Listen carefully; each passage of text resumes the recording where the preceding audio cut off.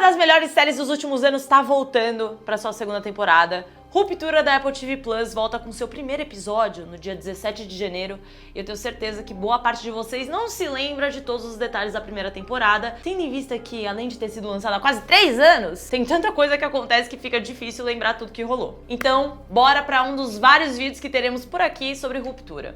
Hoje é dia de recap, mas se você quiser acompanhar teorias, análises e destrinchados de cada episódio da série, já se inscreve no canal porque vai rolar muito conteúdo por aqui. Em Ruptura, nós acompanhamos Mark Scout, que trabalha na mega corporação Lumon Industries. Mas ele não é um funcionário comum da Lumon, ele trabalha no andar de Ruptura. Mas o que isso significa? Dentro dessa empresa que atua globalmente, existe um andar em que os funcionários passam pelo procedimento de ruptura, que consiste em dividir suas memórias entre o trabalho e a vida pessoal. Isso significa que, da perspectiva do Mark, ele entra no elevador para subir ao andar do seu trabalho e, na sequência, ele tá descendo do elevador cerca de 8 horas depois, às 5 da tarde. Ó, vamos lá, vamos facilitar. Vocês lembram de Click? Quando o personagem do Adam Sandler, ele meio que pulava momentos da vida que ele tinha preguiça de viver? É meio que a mesma coisa, exceto que o Mark ele não tem as memórias do que viveu dentro do trabalho. Quem tem é o personagem que chamamos de Ine, também conhecido como Mark S, a sua personalidade profissional, digamos assim. Acontece que, enquanto o Mark Scout não vê o interior da empresa, o Mark S nunca sai do escritório, o que é basicamente um inferno. Há diversos motivos que podem levar uma pessoa a fazer o processo de ruptura. Talvez você só não queira trabalhar, ou talvez você não queira misturar sua vida pessoal com sua vida profissional. Quantas vezes você sentiu que sua produtividade diminuiu em um dia que brigou com um cônjuge, ou mesmo em uma semana que teve uma discussão com amigos, ou mesmo perdeu um familiar? No caso do Mark, por conta do falecimento da sua esposa, ele optou por trabalhar na Lumon, um lugar que tiraria 8 horas dentre as suas 24 horas de sofrimento por conta do seu luto. E bom, basicamente o Mark S, o seu eu trabalhador, vive uma vida tranquila dentro do escritório, onde existe uma rotina contínua e tudo mais. Exceto que hoje, aqui que tá rolando esse episódio, tem uma grande agitação quando o Mark descobre que o seu melhor amigo do trabalho, o Pete, desistiu do emprego. Mas sem aviso prévio, sem se despedir nem nada do gênero. Ou seja, ninguém lá dentro o veria nunca mais, visto que os profissionais que passaram pela ruptura não veem um mundo lá fora, um mundo fora do escritório. Com a saída do Pete, o Mark se torna o novo chefe do departamento. Esse novo cargo foi dado a ele por Harmony Coble, a gerente do andar de ruptura, além de ter sido acompanhado pelo Conselho, uma entidade misteriosa jamais vista, que parece ser a grande responsável pela Lumon. Mas afinal, o que é a Lumon? Toda a natureza dos empreendimentos comerciais da Lumon é propositalmente mantida em segredo do público. A gente recebe provocações e dicas ao longo da série sem nunca ter nada concreto. Eles produzem remédios? Eles estão mais voltados para tecnologia? O que eles não fazem? O que sabemos é que a Lumon foi fundada em 1865, talvez criando pomadas tópicas. Atualmente eles parecem ter interesse na área médica e na biotecnologia.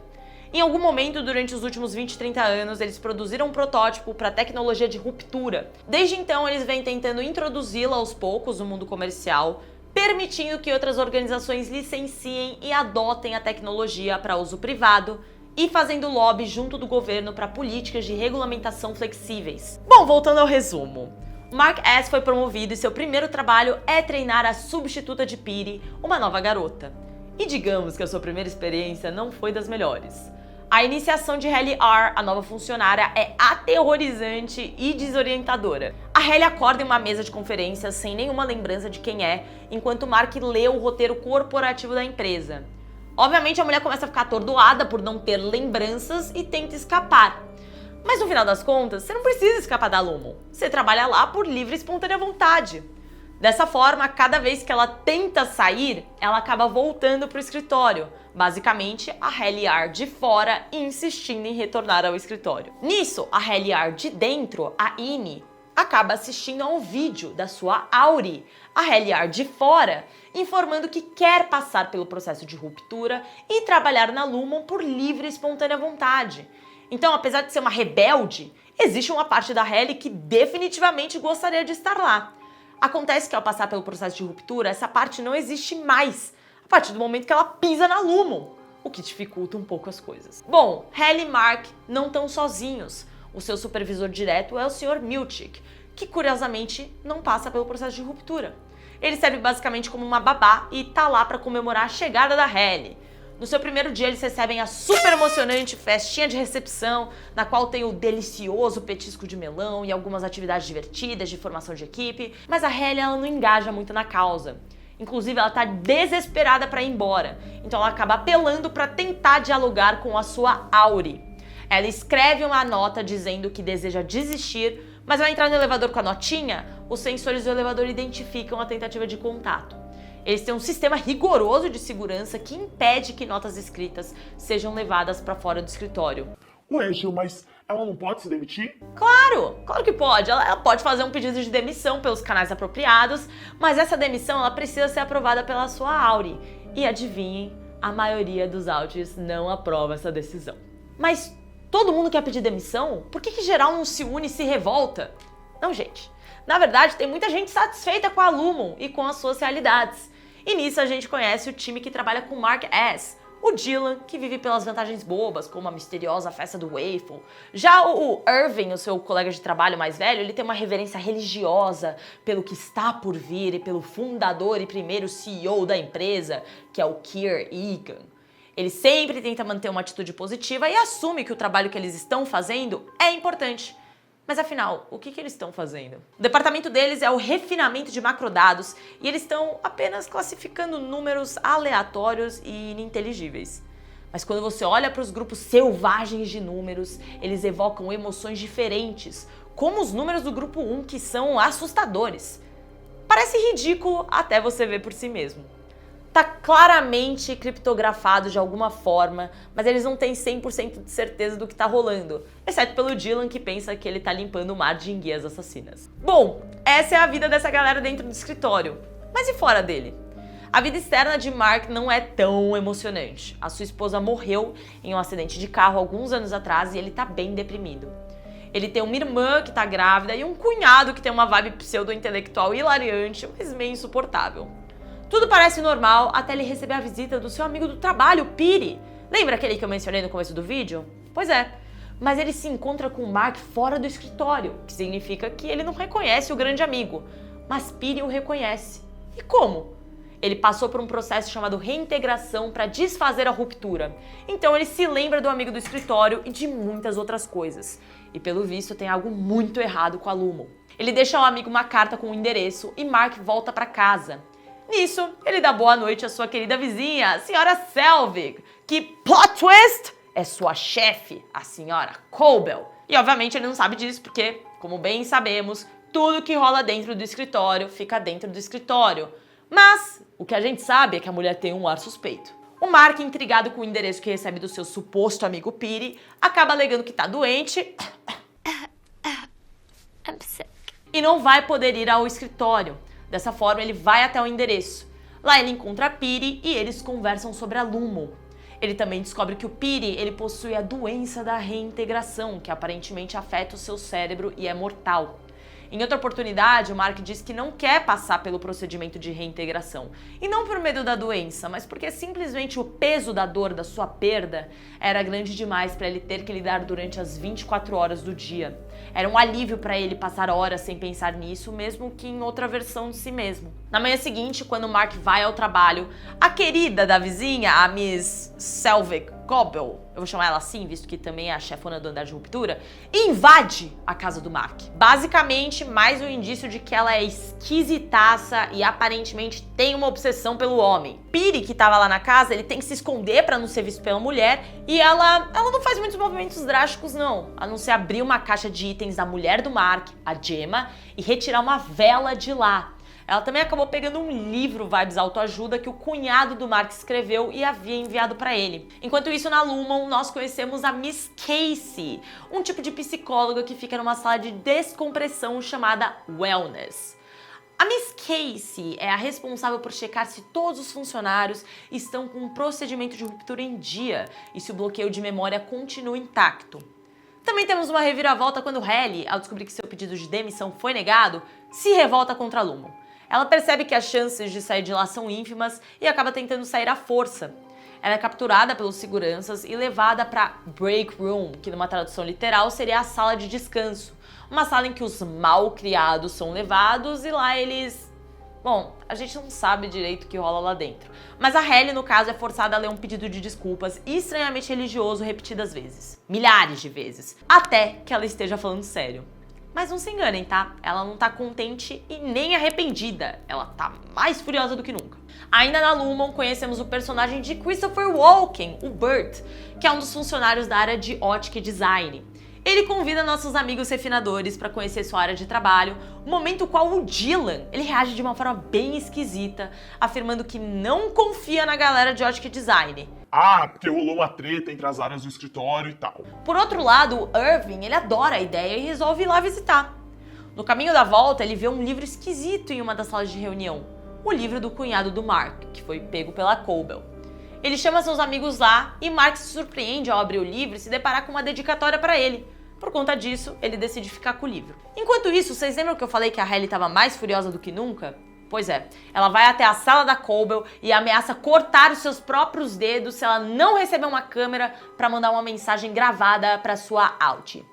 A Cobell aceita o pedido, mas adivinhem, mesmo com as ameaças e um vídeo gravado, a Alt da Hailey se recusa a pedir demissão. Voltamos para a vida real, onde descobrimos que Petey faleceu. O Mark comparece ao falecimento do amigo e lá ele encontra sua doce vizinha, Mr. Selvig Cobell, que não tá lá pra prestar condolências não, ela tá lá pra pegar o chip de ruptura da cabeça do Petey. A coisa com a Selvig Cobell fica ainda mais suspeita na manhã seguinte, a qual misteriosamente ela diz que Mark S. precisa de uma sessão com a psicóloga da salinha de wellness lá na Lumon, aquela que eu mencionei anteriormente. Mas a gente tem um elemento diferente hoje na sala da psicóloga. A vela da Gemma! Vocês lembram o que eu disse lá atrás? Que a Cobell invadiu a casa do Mark e pegou o livro do cunhado e a vela da Gemma?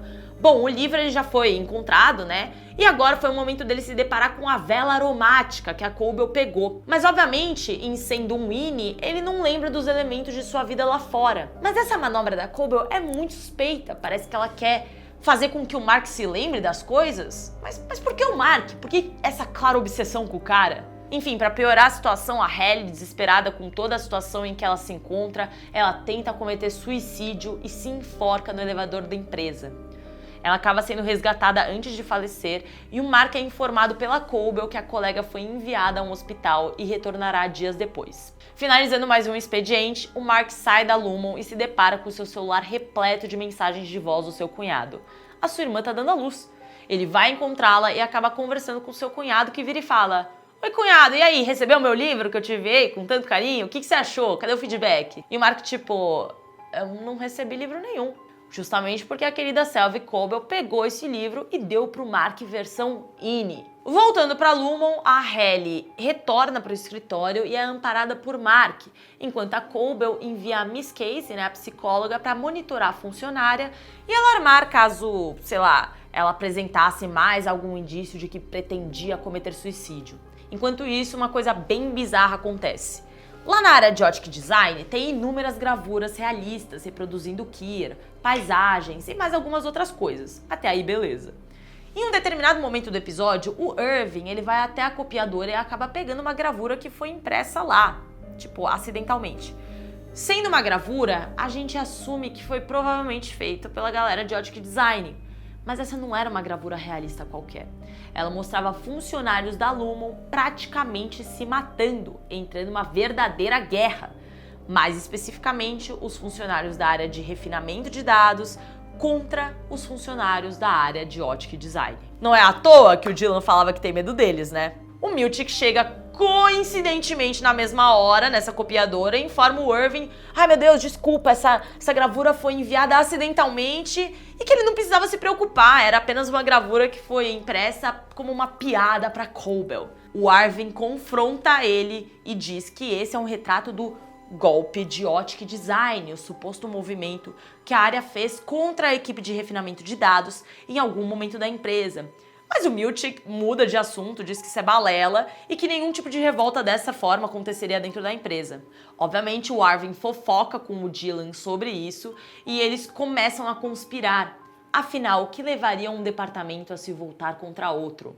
Nesse meio tempo, a Miss Casey avisa o Arvin que o Burt, seu amigo de ótica e design, tá na sala de reunião e o Arvin vai encontrá-lo.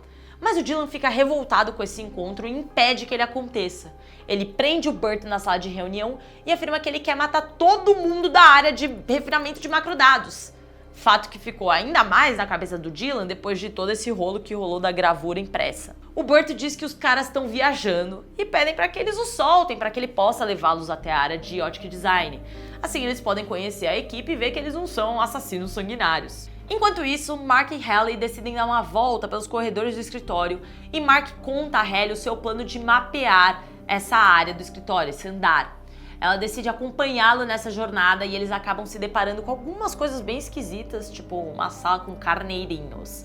Esse é um departamento diferente, o qual eles nunca tinham ouvido falar. Voltando pra galera de ótica e design, o Arvin e o Dylan conhecem o resto do time de Burt, que de fato parece bem normal. Um bando de gente normal imprimindo objetos em impressoras 3D e parecendo extremamente de boa. Então que diabos é essa história de ótica e design versus refinadores? Será que foi tudo plantado pela própria Lumon para impedir que esses departamentos se unissem em prol de um objetivo comum? Fica o questionamento. A Cobel dá um come no Mark pelo fato dele ter dado uma volta pelos corredores da empresa e pune o departamento dos refinadores de macrodados, revogando todos os seus privilégios. Mas isso não os impede de retornarem todos juntos ao departamento de ótica e design, onde Burt quer contar um pouco mais sobre o que eles fazem por lá. Nessa oportunidade, o Dylan acaba pegando sorrateiramente um card que estava no departamento e coloca no bolso. Esse card acaba sendo levado pelo Dylan e o Milchick, ele fica maluco com essa informação. Ele segue o Dylan até sua casa, fora do escritório, e aborda o funcionário fora da empresa. O curioso é que apesar dele estar fora da empresa, parece que o Milchick ele consegue tirar o efeito da ruptura por alguns minutos para conseguir conversar com o Dylan. Acontece que durante esse interrogatório, para retomar o card e descobrir onde tá, o filho do Dylan entra no cômodo e o surpreende, visto que ele não tem memórias da sua vida fora do trabalho e sequer sabia que tinha um filho. Na Lumon, o Milchick pega o card que na verdade não tinha sido levado para fora, ele estava escondido embaixo da privada. E o Dylan o aborda, ainda em choque por ter descoberto que tem um filho na vida real. Ele pergunta o nome do filho ao funcionário que se recusa a contar. A falta dessa informação acaba atingindo um ápice durante uma festinha para o departamento, na qual o Dylan ataca o Milchick, exigindo saber o nome do seu filho. Depois dessa situação caótica, o time tenta conter o Dylan e o Milchick sai da sala desorientado. O Dylan conta aos colegas sobre a situação envolvendo a quebra da ruptura durante alguns minutos em sua casa e eles chegam à conclusão que talvez eles possam reverter o processo em si mesmos também. O Mark possui o cartão que dá acesso à sala de segurança, ele conseguiu esse cartão com a responsável por fazer o processo de reintegração em Piri e dessa forma a nossa galera descobre que pode invadir essa sala. Mas eles ainda estão relutantes se devem ou não botar as mãos à obra para tentar reverter o processo de ruptura e conseguir ter alguns minutos na pele dos seus outs. Enquanto isso, voltamos para a vida fora do escritório e o Mark tá avançando na vida amorosa com uma menina bacana que ele estava dando uns dates desde o começo da temporada e durante uma crise ele acaba rasgando uma foto da sua falecida esposa. Minutos depois ele se arrepende e cola a foto. Momento no qual descobrimos que a sua esposa é, na verdade, a pseudopsicóloga Miss Casey. E aparentemente de falecida ela não tem nada. O episódio acaba com essa informação bombástica e no próximo nós vemos a nossa galera se reunindo para decidir o que fazer. Será que vão embarcar na ideia de interromper o processo de ruptura? Sim, eles vão. Pensando nisso, alguma pessoa da equipe deveria ficar lá dentro do escritório para acessar o painel de controle e foi decidido que essa pessoa seria o Dylan. Beleza, mas o dia tá longe de acabar. Primeiramente, a Cobel leva um come e é culpabilizada por todo o caos recente que rolou na empresa. Desde funcionários passeando pelos departamentos, até funcionários tentando cometer suicídio. Por conta disso, ela é demitida. E saibam que ela não levou essa informação numa boa. Basicamente, ela perde a cabeça, ela volta pra casa, começa a destruir tudo, arrancar os cabelos, a gente tem um close bem esquisito que mostra um tipo de santuário na sua casa dedicado ao Kier Egan, o CEO lá das antigas, o qual ela aproveita para destruir também. Durante esse momento vemos a Cobel agarrando um tipo de tubo de hospital com uma pulseirinha escrita Charlotte Cobel, que aparentemente nasceu em 17/3/44. A Cobel tá bem desolada com toda essa situação da demissão, o que parece indicar que a perda dessa pessoa tinha algum vínculo com os seus afazeres na Lumon. Deixando o caos de lado, voltamos para a empresa e vemos que Halle acaba completando suas tarefas e, como presente pela sua conquista, a empresa resolve preparar uma pré-festa do Waffle para a galera do departamento de refinamento de macrodados. O Dylan vai ser o responsável por comparecer à pré-festa do Waffle, já que ele foi escolhido para acessar o painel de controle. A ideia é que ele fique na empresa até mais tarde e durante a festa ele invada a salinha nesse meio tempo. Ao fim da tarde, os protagonistas se dirigem à saída da empresa com a expectativa de que o plano dê certo e que eventualmente o Dylan consiga despertar os seus eus de fora do escritório. Nesse momento de despedida, Halle e Mark acabam se beijando. Depois de todo mundo ter deixado a empresa, após o fim do expediente, o Dylan fica para aproveitar a festa do Waffle, tal festa do Waffle. Já adianto que a parada é esquisita. O Dylan entra em um local que parece um tipo de réplica da casa do Kier Egan, com objetos antigos até esculturas do primeiro CEO. Depois de se deliciar com seu Waffle, o Dylan se dirige ao quarto de Egan e lá uma esquisitice tremenda começa a rolar. Ele bota uma máscara e algumas pessoas, também usando máscaras, entram no cômodo e começam a fazer umas danças sexuais, sei lá, parece até um tipo de culto. Bom, aparentemente a festa do Waffle era uma orgia. E a última coisa que o Miltic esperava era que o Dylan recusaria essa baguncinha. Mas mal sabia ele que ao invés de aproveitar, o Dylan sairia no meio da festinha para ir até a sala de segurança e executar o plano que ele e seus amigos bolaram. Enquanto isso, na realidade fora da Lumon, o Mark vai até uma festinha privada da sua irmã em comemoração ao lançamento do livro do seu cunhado. E lá tem muitas pessoas, inclusive a vizinha querida, Selvig Cobel, que além de ser fissurada pelo Mark, aparentemente conhece sua família. Lá, ainda em sua versão out, o Mark conta que pretende se demitir da Lumon e ela o incentiva a seguir com essa decisão.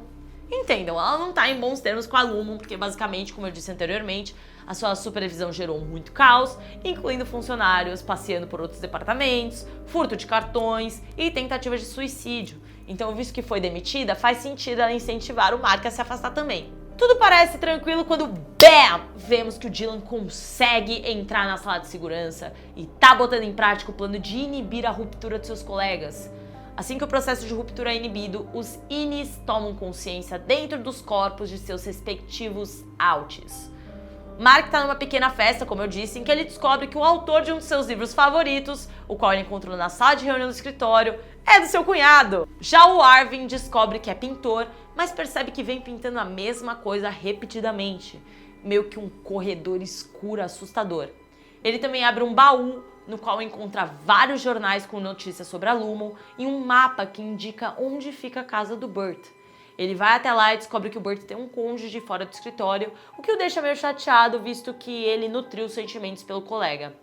Halle, por outro lado, ela tá em uma festa chique e descobre que é Helena Egan, e toda essa festa é pra ela.